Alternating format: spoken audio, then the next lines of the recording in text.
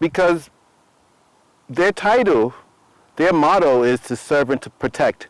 But who are they serving and who are they protecting? I think in general, the police officers are serving the white community and protecting them from us. I think that's what they believe their responsibility is. But I think they need to be reminded that they are supposed to be serving and protecting us as well.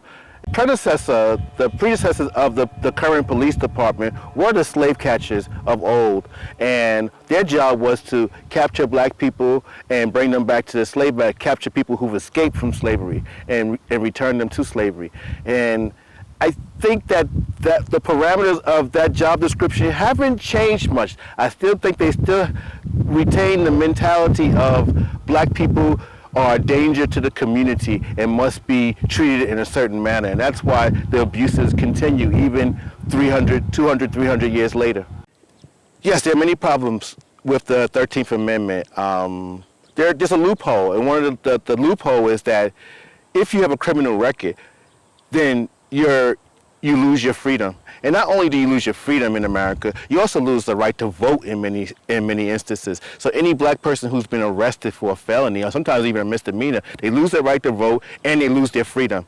And once you're part of the prison industrial complex, you could be used for all kinds of labor around the world. Depends on, it's case by case depending on the state, but you can be used for labor, same as black people were during slavery. Also, there are many for-profit prisons. So prison has become a corporation. There are some corporations that own prisons. It's become a business, a growth industry actually. So there's incentive for the criminal justice system to actively arrest and persecute and convict black people in order to feed this corporation, to keep this corporation growing. So the prison industrial complex in the U.S. is very complex and I think it's just pure evil and needs to be just totally eradicated and renewed, because the way it stands right now, there's no way a person, regardless of color, there's no way a person who doesn't have some type of financial means is going to be able to get a fair deal in the criminal system as it stands now. Well, first and foremost, you should pay attention to the fact that it's not just in the U.S. It's all over the world. There's a race issue. There's discrimination and racism against black people all over the world, including Japan. Japan has a great deal of racism against black people.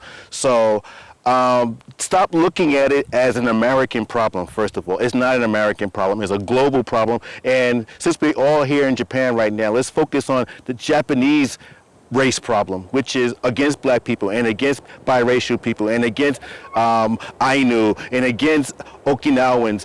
A lot of people here are experiencing racial discrimination by Japanese people. I think Japanese like to think of race as a gaijin issue, something that only takes place across, outside Japan, because they think of Japan as a homogenous nation, of a nation of 99.9% Japanese. This is not accurate. Japan is diversifying more and more every year, and it needs to better prepare itself for a more inclusive future. And once Japan begins to look at everything from that perspective, a lot of the racial discrimination issues will be on a decline, because they'll start to realize that in order to maintain the way things were before, they would have to discriminate against their own people or people who are assets to their community, and they will see that that's problematic.